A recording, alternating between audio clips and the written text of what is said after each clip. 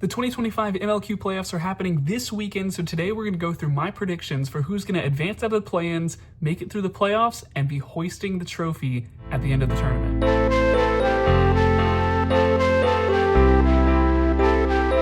Hello and welcome to Snapshot, your place for all news, history, and just chatting about quad ball. My name is Jackson, and this year's playoffs feels like they're shaping up to be some of the most competitive that the league has ever seen. There's a lot of teams that feel like they're truly capable of winning the title, so it's going to be very interesting to see how it all shapes out. However, today I'm going to go through how I think all the games are going to go. Anytime a new comes up, I'll give my overall thoughts on the team, and then the current matchup, followed by my prediction. But let's get started with the play-ins. The first matchup on Saturday is going to be the Cleveland Rift taking on the Charlotte Aviators. Cleveland finished 3-9 this season, and the Aviators finished 5-7. Both teams missed the playoffs last season, so they're both going to be looking to fight their way through the plans to get there this year.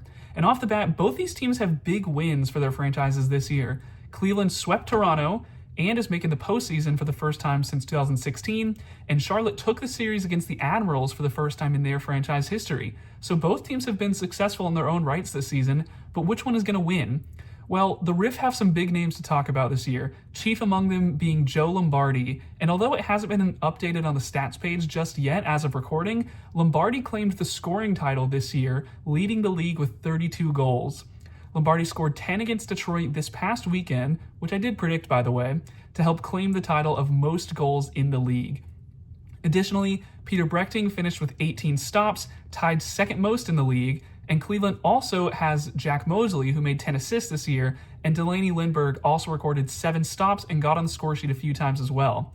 Over in the beating game, Adam Thompson as well as Ray Barnes recorded 15 beater stops combined this year, and Austin Howe and Jennifer Conrad both had positive plus-minuses, which shows that Cleveland has gotten better with their beaters that can hold their own.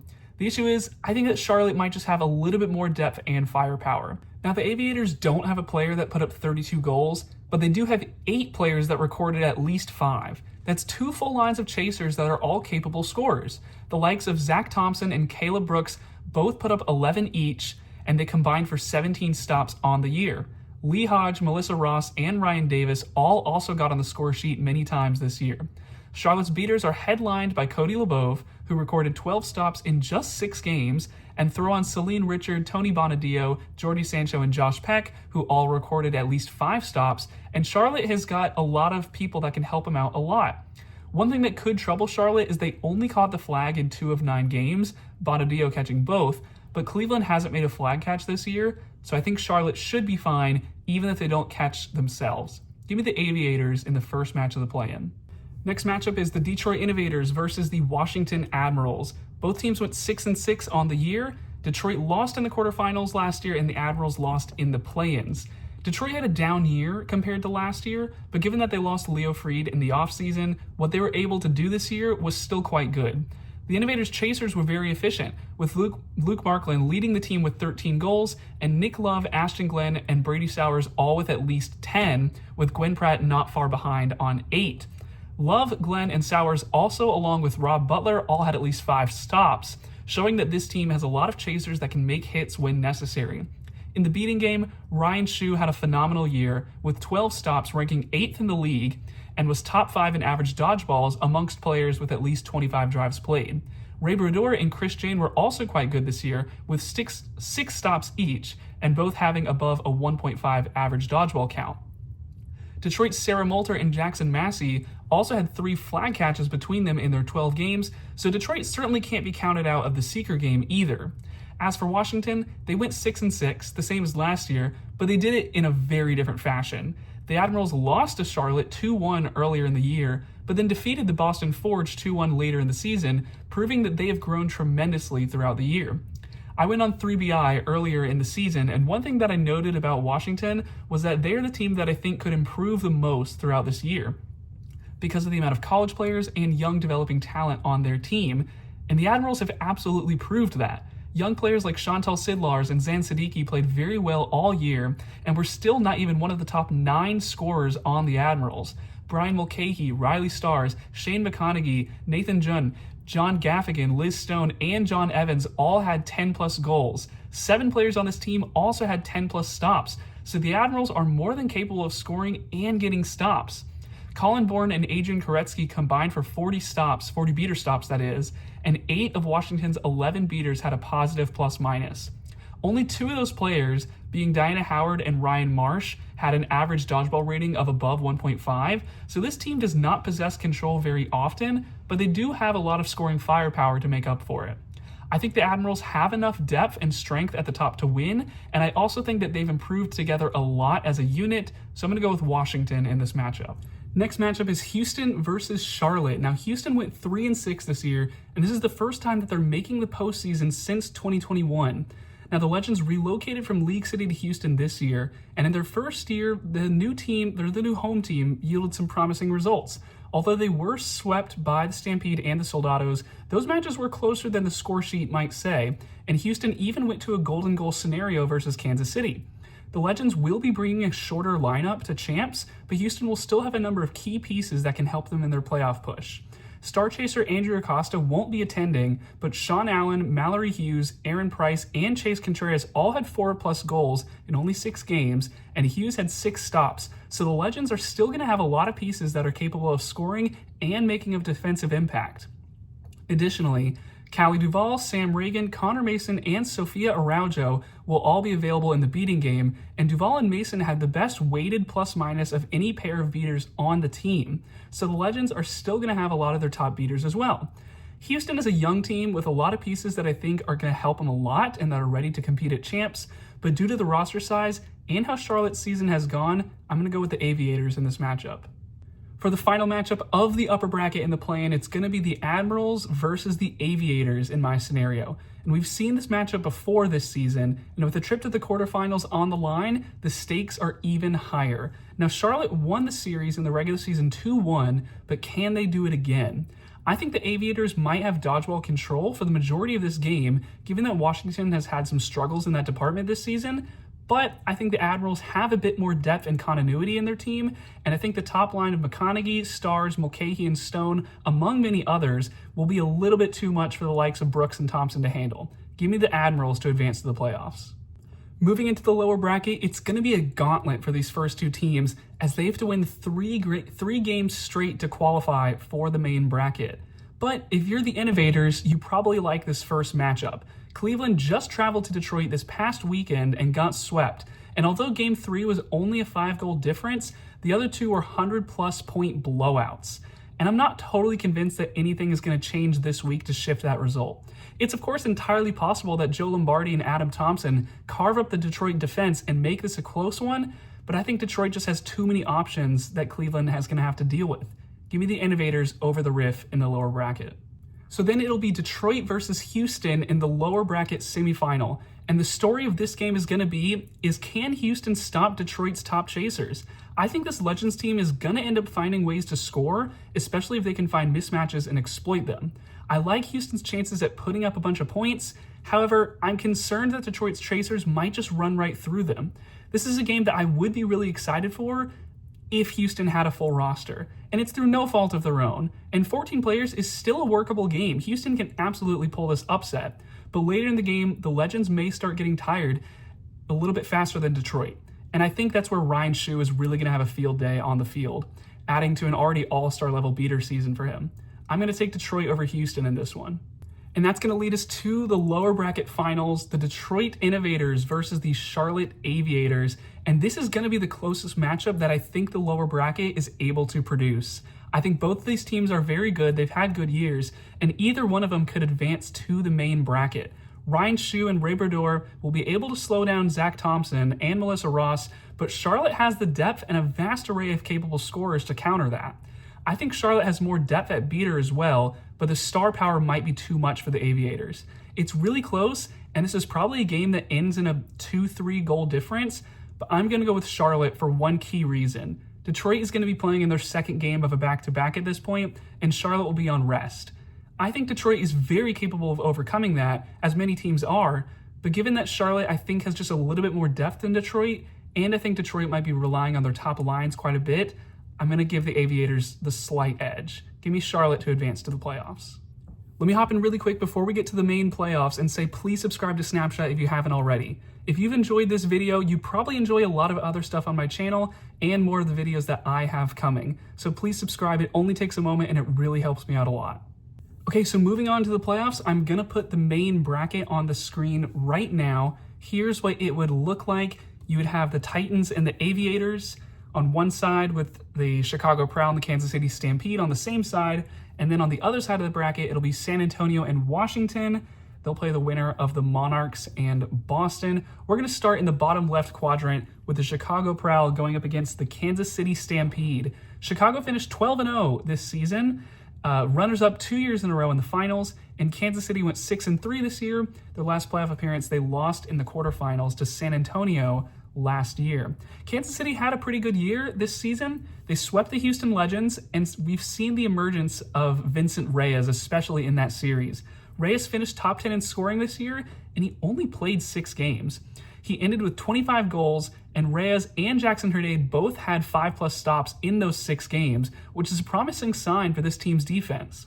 Lauren Smith has also been a field general this season, a very point guard type of player for this team, doing an excellent job at guiding and directing her teammates. I do have some questions about Kansas City's depth at Chaser, but I think the top line should be able to compete at least a little bit with Chicago. Kansas City also has a pretty good seeker core, with Nivas Jairam and JD Hopton combining for 3 catches in 6 games. The Stampede also are bringing in a pretty good beater group, with Shannon Ong, Justin DeWick, and Kalen Johnson all having solid seasons for this team. I think Kansas City has built well over the last 2 years, and with a different opponent, Kansas City might be good enough to be a semifinal team, but I think this matchup favors Chicago. Chicago's coming in as one of the favorites in this tournament, and side note, they interestingly chose the same side of the bracket as New York. Prowl versus Titans could be a potential finals matchup like it was last year, but Chicago elected to potentially take that series in the semifinals. I think this might be the right decision though, as Chicago takes a better matchup versus Kansas City than they would against Boston, and of course, if they can get past New York, they would feel super confident that they could get to the finals and win the finals, but this is certainly a gutsy call. That being said, looking at their quarterfinal matchup, I think the Prowl are simply just a bad matchup for the Stampede. The strengths that Kansas City has, I think, are also what Chicago excels in. Kansas City's average dodgeball count is above a 1.5, but so is Chicago's, being above a 1.6. The Stampede have a pretty good seeker core, but so did the Prowl. Chicago caught 11 out of 18 flags last season, including 2 out of 6 in the playoffs, where the level of competition and seeker play is just a lot higher. Chicago only caught 3 of 9 flags this season, so maybe you can point to that to say that they're down in that department, but I think Chicago's chaser depth is going to more than make up for it.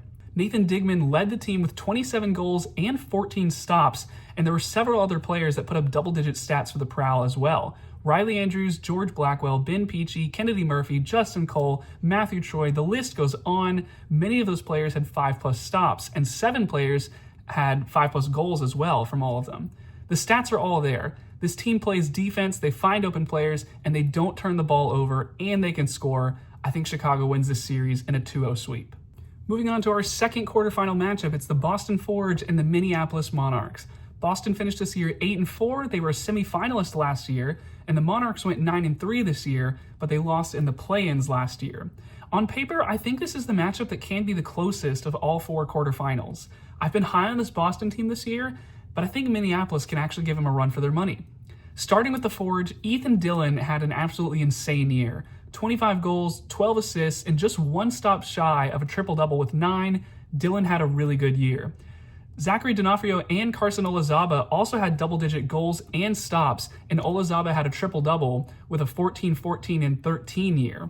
Athena Mayer had a 15 assists and 13 stops, and so you won't see her name on the score sheet a lot, but Mayer's impact cannot be understated. 3 flag catches in 9 games is also rather promising for this Forge team, and Max Havlin and Lulu Shu is one of the best top beater lines in the league. Those two played 49.6 of all drives for this team. They combined for 30 stops, and both had a 1.6 average dodgeball rating or better. Based on these statistics, we can expect Boston to play at least one of them for more than half of all their plays, but the other half of the time, Boston is going to have to find a way to compete with the other top teams. Now, don't get me wrong, the likes of Brooks, DeMouth, and McCready, along with others, will definitely be able to compete, but other teams may try to expose the Forge when Havlin and Shu are on the bench. So moving over to the Monarchs, I think this team has a lot of players that know how to perform in high leverage scenarios, and they know how to perform their roles very well, but they may not have a ton of firepower at the top. The likes of Joe Goulet and Max Meyer will be able to score, no doubt, and Ryan Mecchio dropped 20 assists and 12 stops this year, but I do worry that Minneapolis may lack a true number one option that can just go get a goal in the same way that other contenders have. The Monarchs do have a lot to like, though. Ben Zimmett, Adi Sobchak, and Sam Schwartz are all very reliable chaser options for the Monarchs, and moving over to the beater game, Ben Schluter and Nicole Nelson led the team in plus-minus. McDowell and Narveson are also very solid options for the Monarchs beaters. I do worry about the Monarchs getting caught out on fast breaks, though, as the Monarchs have a couple players with a negative average dodgeball count, which suggests that there have been a few occasions where they have 0 dodgeballs on defense. All that said, the big X factor for this team is going to be Joe Goulet, specifically in the Seeker game. Goulet caught all 3 of the Monarchs' 3 flag catches in 6 games for Minneapolis this year, 2 of which came against an elite Chicago Prowl side. Not to mention that the Monarchs played 2 of those Chicago games within 2 goals of winning, one of them being a golden goal scenario. So I think the Monarchs have the setup to give Boston a run and can potentially even steal a game. I'm going to give them that. I'm going to give them a game, and I think Game 3 can be very close, but I am going to pick Boston. I think the talent is just a little bit better, but I wouldn't be surprised if Minneapolis pulled off this upset. My official pick, though, is Boston in a 2-1 affair. Moving on to the third semifinal, it's the New York Titans versus the Charlotte Aviators in an East Division matchup. Of course, New York last year, they were the champions of all of MLQ. They went 11-1 this year, their lone loss coming to the Boston Forge. Let's talk about the champs. For starters, you've got 6 players with 10-plus goals, including Leo Fried with 26, 16 assists, and 18 stops this season. Absolutely insane stat line. Molly Potter also recorded a triple-double with 14 goals, 10 assists, and 14 stops. And Lindsay Morella, Mike Lee, and Mohagog also had 10 assists. And Byron Ing recorded 14 stops. So this team is full of scoring threats, passing threats, and defensive stalwarts, and that's only the start. Devin Lee, Tessa Chico, and Tate K all had 10-plus beater stops, and every single beater, including Leo Fried for 4 drives, had a positive plus-minus on this team. There was not a single beater that ever hit the field that their opponents scored more than the Titans did. Shout out to Isaac Cerna-Diaz for having the highest average dodgeball count in the league out of players that had at least 25 drives. Many other beaters as well sit close to the 1.5 average dodgeball count, which means that the Titans don't even have both dodgeballs for much more than their opponents. They're just using them incredibly efficiently. Tack on the fact that Hagag had 5 flag catches this year, for the most in the league, and you've got some of the best chasers, best beaters, and probably the best seeker in the league as well. And I really like this Charlotte team, but I've just convinced myself that there's no way that this New York team can lose a game to them. New York is incredibly talented, and even though Charlotte has had a really good season, given how this series went earlier this year, it'd be tough to see any scenario other than a 2-0 sweep for New York. All right, and moving on to the last of our quarterfinal series, we've got the San Antonio Soldados taking on the Washington Admirals. The Soldados went 9-0 this year, and they lost in the semifinals to New York last season. Gonna look to try and get to the finals this time. San Antonio's had a really good year. The addition of Hayden Boys was a great pickup for them, and with the likes of Miguel Esparza and David Avila and Jay Stewart, you've got some of the most prolific scorers in all of MLQ. Rookie Izzy Ramirez also had a standout year, and with 14 goals in only 6 games, she just adds to the wealth of options that this team has. Alyssa Villalba has also been a big piece for this team and has come up with huge plays and huge stops in critical moments. 2024 South MVP Daniel Williams headlines the beaters for this team, and with Baldemar Nunez, Javi Tirina, and Brandy Gomez also playing a lot of minutes, and all with a plus-minus of 6 or better. One huge factor for the Soldados, and why I think they could be a championship roster, is Christian Cortez. Cortez caught the flag in 4 out of 6 games for the Soldados. That's the best ratio in the league, and if San Antonio can count on a free 35 points late in the game, that's going to swing a lot of series in their way. As for the series at hand here, I think it's going to be a shootout. You've got the likes of Avila, McConaughey, Esparza, Stars, Boys, Mulcahy, and you've got a lot of score-heavy players there. Washington can keep pace with San Antonio, I think, in the scoring department. The question is going to be, is the defense on both sides? Which side is going to make more stops with the chasers and the beaters? The Admirals are going to have to step up there. San Antonio already has a 67% flag catch rate, and in my opinion, they're the best second half team in the league, because when opposing teams commit beater resources to the flag, the Soldados scorers face less resistance than they already do, and they get to the hoops even easier. But you have to commit beaters to the flag because Cortez has had such a good year, and he's very dangerous around the flag. So I think we might see the Admirals play San Antonio really close in the first half, and then the Soldados will end up pulling away in the second. I'm going to take San Antonio in a 2-0 sweep. Moving on to the semifinals, and we get this matchup for the third year in a row, Chicago versus New York. But it'll be in the semis like it was in 2023 and not the finals last year.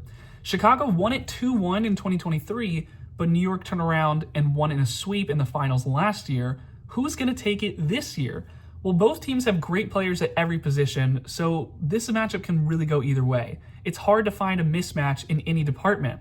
Even both teams have had scares in the regular season, so you can't point to either team and say that they have a weakness that the other doesn't.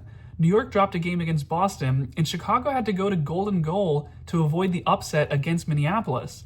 It's incredibly close, and I genuinely think that both teams are title contenders and can be the ones that lift the trophy at the end of Sunday, but I like the eye test for New York just a little bit more. Not only that, but I think Leo Fried might win the MVP again this year, and sometimes it's as simple as the best player on the best team, and that team wins. Now, I would not be shocked at all if Chicago won, and Chicago absolutely has the players to do it and pull the upset. And I definitely think that this series goes 3 games, but I'm going to give the edge to the defending champions in a 2-1 series. Moving on to the second semifinal series, it's San Antonio versus Boston. And this series feels like an unstoppable force versus an immovable object. San Antonio's chasers versus Boston's beaters.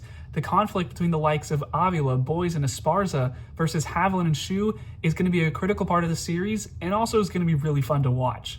Looking at it the other way, can Ethan Dillon, Mayer, and Olazaba and company provide the same pressure against Daniel Williams and Nunez? It's hard to say. I do think San Antonio has an edge in the seeker game, though. Cortez should be able to give the Soldados a lot of good looks at the flag, but I wouldn't be shocked if Haviland and Shu can find a way to stop Cortez and still have resources to stop the chaser game. We only saw 3 games of what the Soldados can really look like with a full roster, so maybe it's unwise to go with the unknown, but I'm going to go with San Antonio in a really close 2-0 series. Not a 2-1, because I think the seeker game slightly favors the Soldados, and so I think you might see them pull away in the second half.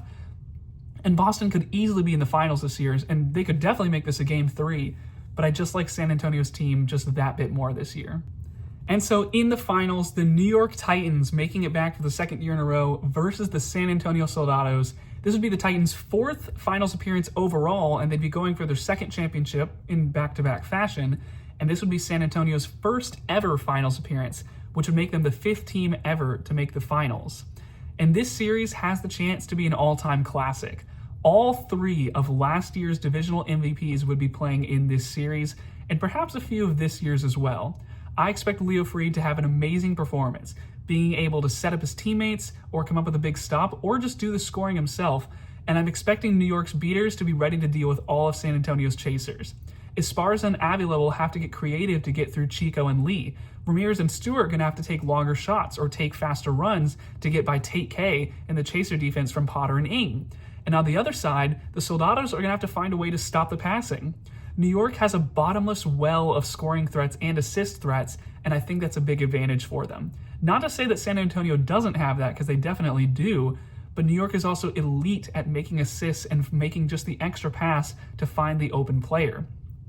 And the seeking game might pit the 2 top scoring seekers in the league against each other. Hagag and Cortez caught 5 flags and 4 flags respectively this season for number 1 and 2 on the list. So San Antonio has an equal or even better opponent in the seeker matchup this time, which you can't say about the first 2 rounds. There are 2 big X factors in this game for me. Firstly, New York is in a scenario where they're going to be coming off a tight 3-game series versus Chicago. That's going to play a factor, whereas San Antonio will be more rested. Now, this gives a slight edge to the Soldados, But the other factor is that when you simply need to go get a bucket, Leo Fried is the player you want with the ball in their hand. I think San Antonio has more score-heavy options than New York, but New York has the option. When it comes down to it, I just trust Leo Fried to have the ball in his hand more than anyone else. If I'm New York, that's the player I want with the ball. Not only is he a prolific scorer in his own right, but he's also elite at finding the extra pass and finding the open player, or finding a player that's just able to make a play. I think this series has the chance to be the first ever finals to go to 3 games, but I think New York might just catch San Antonio out on a few passes, and that could make all the difference in this series. Give me the Titans to go back-to-back in a 2-1 finals classic. Thank you so much for watching Snapshot. This was the first summer of my show, and I'm happy to say that it's been a lot of fun for me, and I hope it's been informative and just fun for you as well. Please subscribe if you haven't already. This channel has been so fun, and I can't wait for what's coming next. Be on the lookout for my 2025 awards show, which should be coming very soon, where I'll be handing out MVPs, Rookie of the Year, Most Improved, All-Star teams, along with many other fun awards, with a couple of special guests joining along for the ride. But until next time, this is Jackson Vaughn, signing off.